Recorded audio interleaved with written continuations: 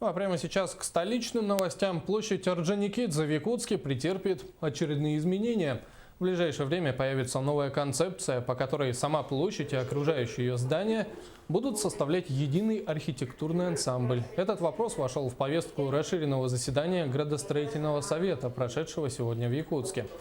На встрече также обсудили концепцию охранной зоны номер 2. В историческом квартале, который разместится в районе Залога, появится привлекательная для частных инвесторов инфраструктура, в которую по замыслу авторов проекта войдутся не только кафе, рестораны и магазины, но и музей города Якутска.